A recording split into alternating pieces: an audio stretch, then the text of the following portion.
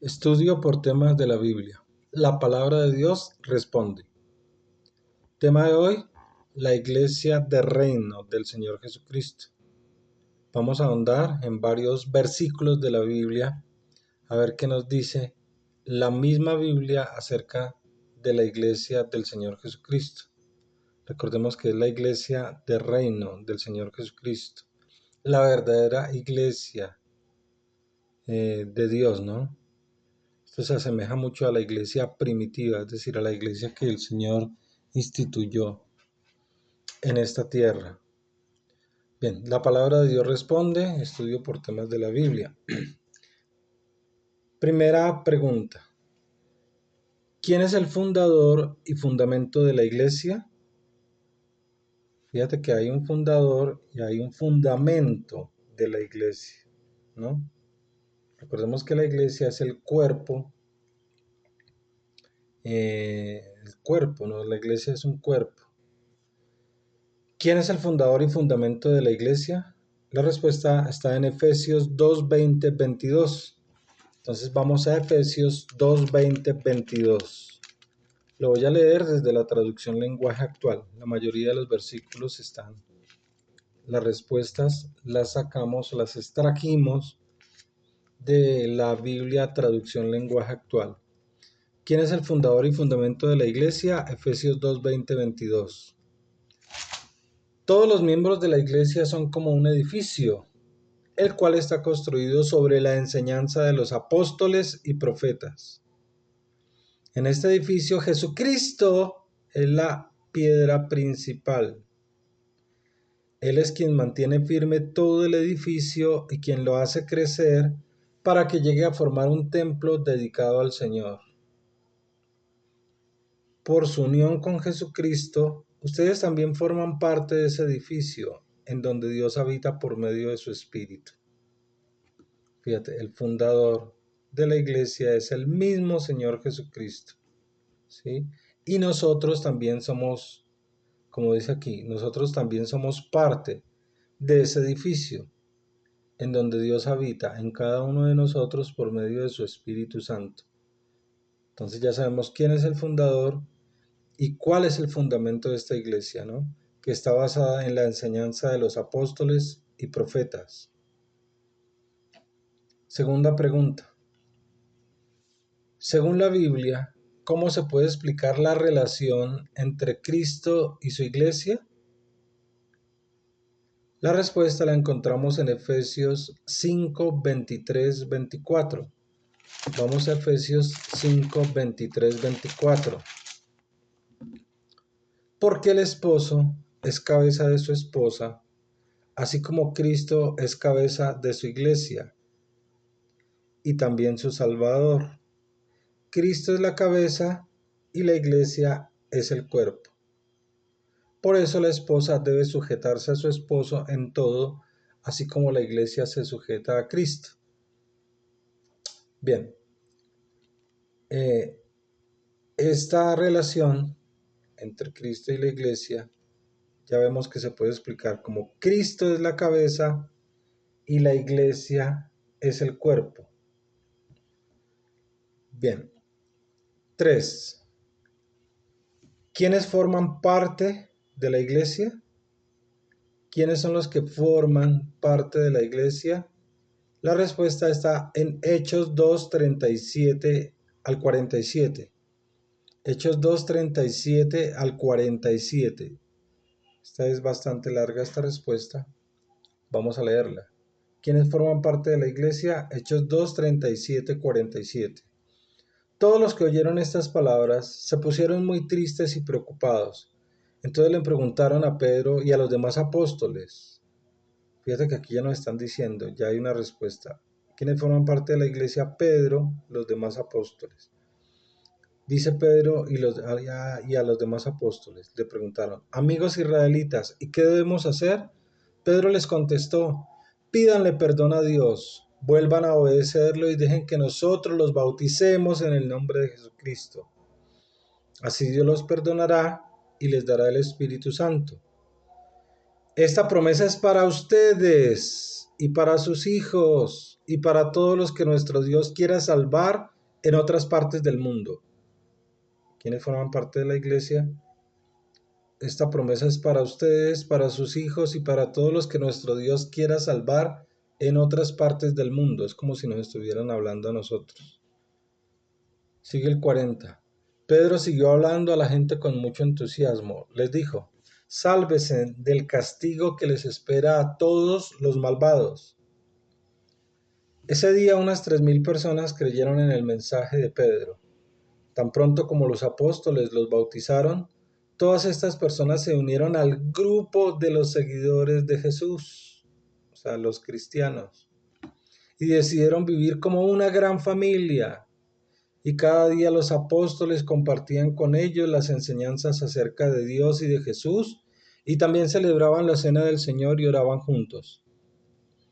Al ver los milagros y maravillas que hacían los apóstoles, la gente se quedaba asombrada. Los seguidores de Jesús compartían unos con otros lo que tenían, vendían sus propiedades y repartían el dinero entre todos. A cada uno le daban según lo que necesitaba. Además, todos los días iban al templo y celebraban la cena del Señor y compartían la comida con cariño y alegría. Juntos alababan a Dios y todos en la ciudad los querían. Cada día el Señor hacía que muchos creyeran en Él y se salvaran. De este modo, el grupo de sus seguidores se iba haciendo cada vez más grande. Entonces, ¿quiénes forman parte de la iglesia? Fíjate, Pedro, los apóstoles, los ministros. Esa promesa también es para nosotros, para nuestros hijos, para todos los que el Señor quiera salvar en cualquier parte de, como dice aquí, del mundo, ¿sí? Nosotros somos los seguidores de Jesús, somos los que formamos la iglesia, ¿no?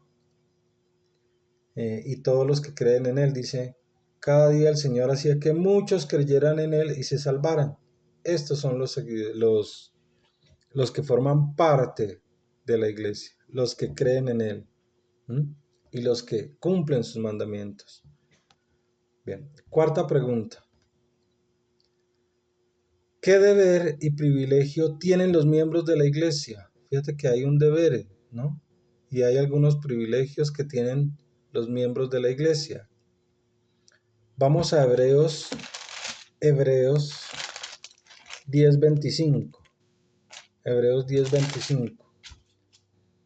No dejemos de reunirnos como hacen algunos. Un deber. No dejemos de reunirnos como hacen algunos. Al contrario, animémonos cada vez más a seguir confiando en Dios. Privilegio. Y más aún cuando ya vemos que se acerca el día que el Señor juzgará a todo el mundo. ¿Mm? ¿Qué deberes y privilegios tenemos? Otra respuesta está en Salmos 84:10. Salmos 84:10. Dice, prefiero pasar un día en tu templo que estar 1000 lejos de él. Prefiero dedicarme a barrer tu templo que convivir con los malvados. Ya tenemos deberes, tenemos privilegios. Bien. Quinto, recordemos que estamos viendo la iglesia del reino del Señor Jesucristo. ¿Y qué nos dice la misma palabra? Estamos hablando de las generalidades, las cosas más importantes que encontramos en relación a este tema a lo largo de toda la Biblia, ¿no? Tanto de la parte del Antiguo Testamento, Antiguo Pacto, como el Nuevo Pacto. Bien. Quinta pregunta. ¿A qué se compara la iglesia? Fíjate que la iglesia se compara con algo, se relaciona con algo, ¿no? La respuesta está en 1 Corintios 12, 22, 26. 1 Corintios 12, 12, 26. La iglesia de Cristo es como el cuerpo humano. ¿A qué se compara la iglesia? A un cuerpo humano. Está compuesto de distintas partes, pero es un solo cuerpo. Entre nosotros, unos son judíos y otros no lo son. Algunos son esclavos y otros son personas libres. Pero todos fuimos bautizados por el mismo Espíritu Santo para formar una sola iglesia y un solo cuerpo. A cada uno de nosotros, Dios nos dio el mismo Espíritu Santo. El cuerpo no está formado por una sola parte, sino por muchas, fíjate, la iglesia. El cuerpo no está formado por una sola parte, sino por muchas. Si al pie se le ocurriera decir, yo no soy del cuerpo porque no soy mano, todos sabemos que no por eso dejaría de ser parte del cuerpo. Y si la oreja dijera, como yo no soy ojo, no soy del cuerpo, de todos modos seguiría siendo parte del cuerpo. Si todo el cuerpo fuera ojo, no podríamos oír. Y si todo el cuerpo fuera oído, no podríamos oler. Pero Dios puso cada parte del cuerpo en donde quiso ponerla. ¿Sí? O sea que Dios nos coloca en la parte en que Él quiera colocarnos dentro de la iglesia. Pero Dios puso cada parte del cuerpo en donde quiso ponerla. Una sola parte del cuerpo no es todo el cuerpo. Y aunque las partes del cuerpo pueden ser muchas, el cuerpo es uno solo. El ojo no puede decirle a la mano no te necesito. Tampoco la cabeza puede decirle a los pies no los necesito. Al contrario, las partes que nos parecen más débiles son las que más necesitamos. Y las partes que nos parecen menos importantes son las que vestimos con mayor cuidado. Lo mismo hacemos con las partes del cuerpo que preferimos no mostrar. En cambio, con las partes que mostramos, no somos tan cuidadosos. Y es que Dios hizo el cuerpo de modo que le demos más importancia a las partes que consideramos de menos valor. Así, las partes del cuerpo se mantienen unidas y se preocupan las unas por las otras. Cuando una parte del cuerpo sufre, también sufren todas las demás. Cuando se le da importancia a una parte del cuerpo, las partes restantes se ponen contentas. Fíjate, esa era la respuesta. ¿A qué se compara la iglesia? Se compara al cuerpo humano. Pero sabemos que el cuerpo humano está hecho de muchas partes, ¿sí? Que se ayudan entre sí. Que si alguna se resiente, todas se resienten. Cada uno tiene una labor, tiene una función, bueno, por así decirlo, tiene un cargo. Recordemos que el Señor impacta a la iglesia es a través de sus ministerios, no de los ministros. Bien. Sexta pregunta. ¿Los miembros de la iglesia cómo se tratan entre sí y se saludan? Los miembros de la iglesia cómo se tratan entre sí y cómo se saludan. Esta tiene una respuesta múltiple, creo que son tres. Dice Juan 13, 34, 35. Dice, les doy un mandamiento nuevo, ámense unos a otros. ¿Cómo se deben tratar? Amándose unos a otros. Ustedes deben amarse de la misma manera que yo los amo. Si se aman de verdad, entonces todos sabrán que ustedes son mis seguidores. Otra respuesta está en Mateo 23, 8, 12. 23, 8, 12. Pero ustedes no esperen que la gente los llame maestros, porque ustedes son como hermanos y tienen solamente un maestro. No le digan padre a nadie, porque el único padre que ustedes tienen es Dios, que está en el cielo. Tampoco esperen que la gente los trate como líderes, porque yo, el Mesías, soy su único líder. El más importante de ustedes deberá ser el sirviente de todos, porque los que se creen más importantes que los demás serán tratados como los menos importantes, y los que se comportan como los menos importantes serán tratados como los más importantes. Fíjate, cómo se tratan entre sí los miembros de la iglesia, ¿no?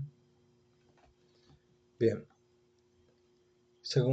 Ahora vamos a 2 Corintios 13, 11, 12. 2 Corintios 13, 11, 12. Estamos bajo la pregunta, ¿los miembros de la iglesia cómo se tratan entre sí y cómo se saludan?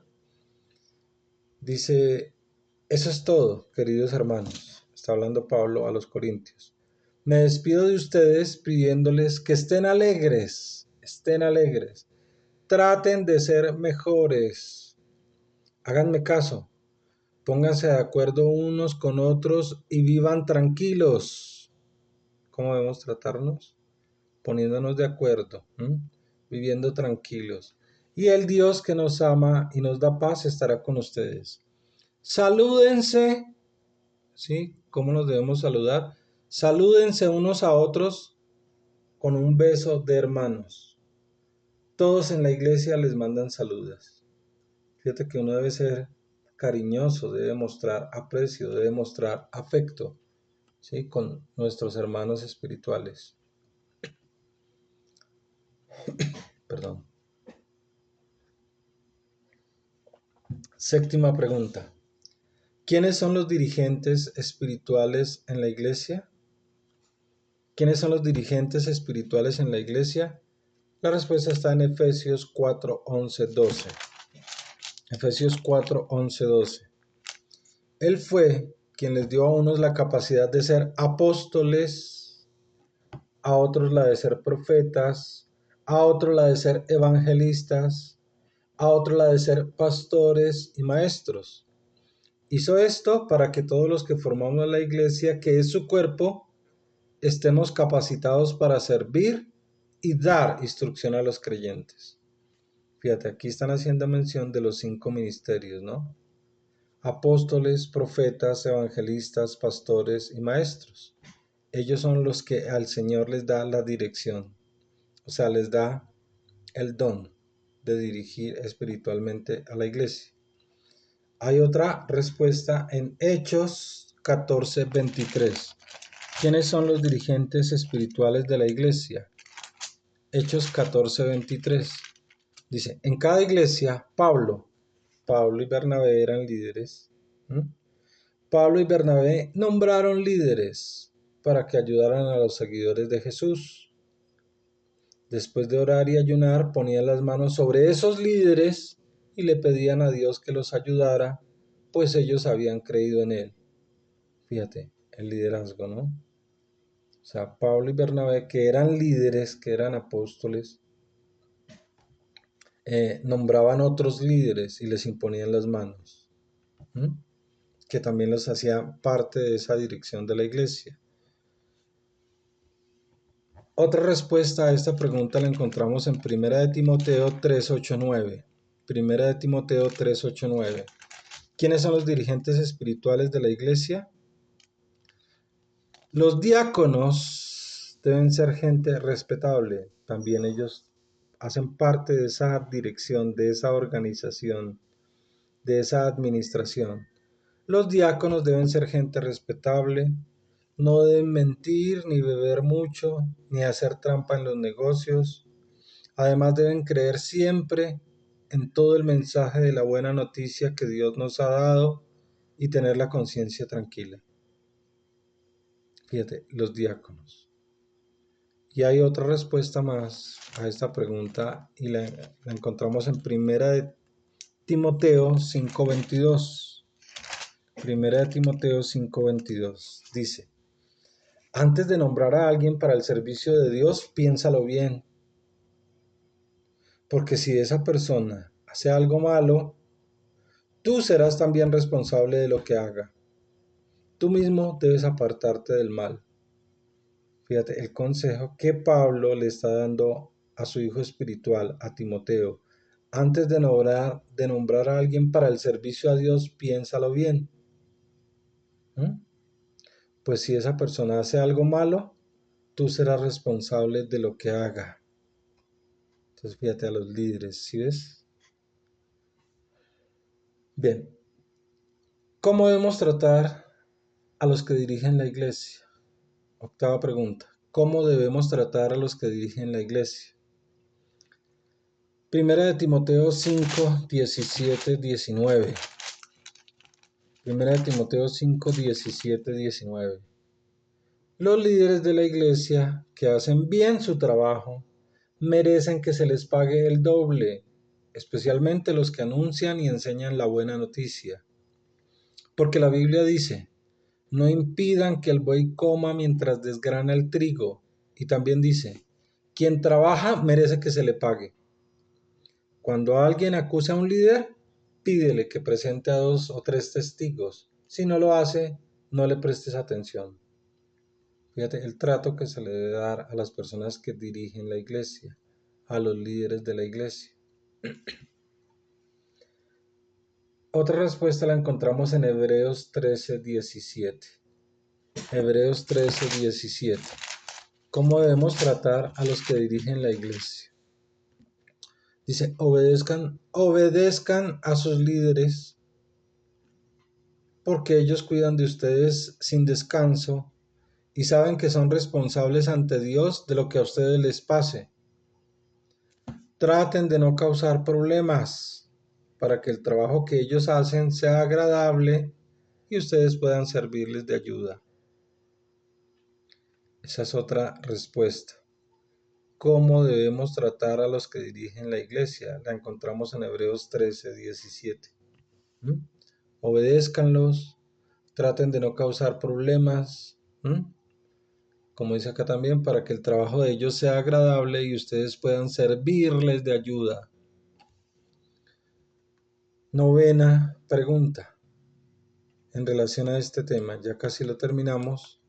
La iglesia del reino del Señor Jesucristo. Entonces vamos para la novena pregunta. ¿Qué caracteriza a la iglesia de Dios? Fíjate que hay características, ¿no?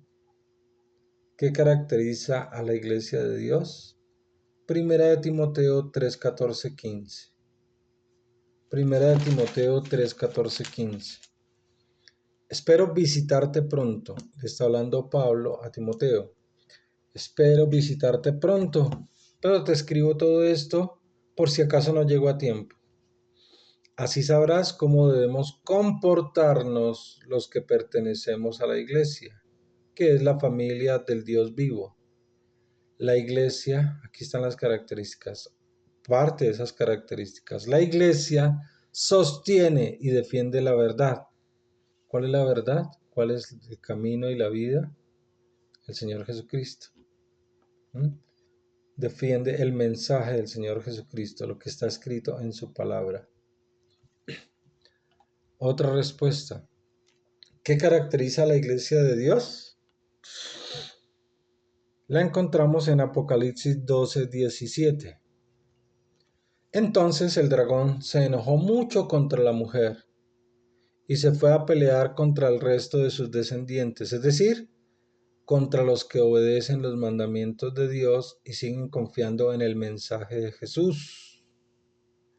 Esto es una parte también de las características de esa iglesia del Dios viviente, del Dios vivo, del Todopoderoso. ¿Cuál es la característica en este caso? Esta iglesia son los que obedecen los mandamientos de Dios y siguen confiando en el mensaje de Jesús.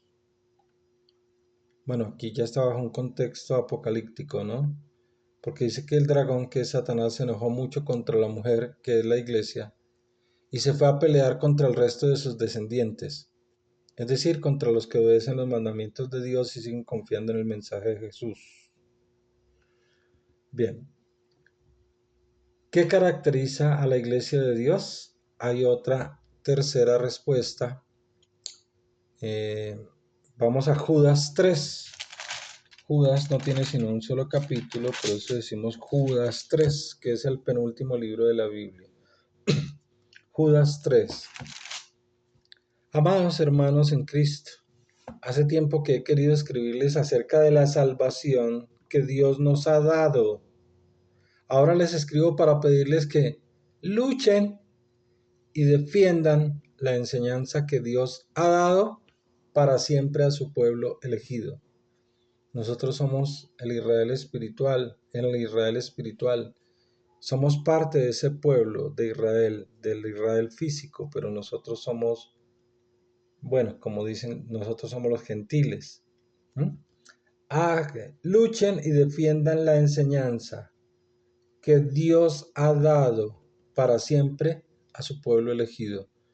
Otra característica de esa iglesia de Dios es que son los que luchan y defienden esa verdad, defienden la enseñanza que Dios nos ha dado, que Dios ha dejado en su palabra, que Dios ha manifestado a través de su mensajero, a través del mensaje del Señor Jesucristo. Sí, ese mensaje que el Señor vino a dar fue el mensaje de reino. Por eso es que en la oración modelo que nos mostró el Señor Jesucristo dice, venga a nosotros tu reino. Y básicamente ese fue el mensaje que el Señor vino a dejar, implantado en los corazones de sus seguidores, a todos ellos, a todos los que íbamos a creer en su nombre y a cumplir sus mandamientos y a pagar el precio por estar en esa eterna salvación. Bien, décima pregunta. Son 11 nomás, ya nos quedan 2. Décima pregunta. ¿Cuál fue la intención y el propósito al establecer Dios su iglesia? Hay una intención y un propósito. Mateo 28, 19, 20. Dice, ustedes vayan y hagan más discípulos míos en todos los países de la tierra. Fíjate, un propósito y una intención. Les dijo a sus primeros discípulos y nos dice a nosotros. Vayan y hagan más discípulos míos en todos los países de la tierra. Bautícenlos en el nombre del Padre, del Hijo y del Espíritu Santo. Enséñenles a obedecer todo lo que yo les he enseñado. Yo estaré siempre con ustedes hasta el fin del mundo. Vuelvo a decir, esto fue una orden, un ordenamiento, ¿sí? Una dirección que el Señor les dio a sus primeros discípulos y nosotros, o sea, por extensión a nosotros mismos, porque nosotros también somos parte de ese pueblo. ¿Cuál fue la intención y el propósito al establecer Dios su iglesia? Ustedes vayan y hagan más discípulos míos en todos los países de la tierra. Bautícenlos en el nombre del Padre, del Hijo y del Espíritu Santo. Enséñeles a obedecer todo lo que yo les he enseñado, todos los mandamientos, todo el mensaje. Yo estaré siempre con ustedes hasta el fin del mundo. Bien. Y 11, que esta es la última pregunta y tiene una respuesta.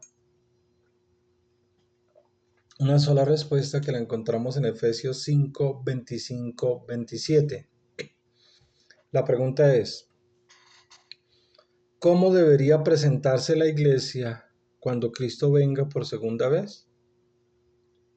La iglesia tiene que estar fíjate, la iglesia tiene que estar en un estado, ¿no? O sea, en un estado de presentación, ¿m?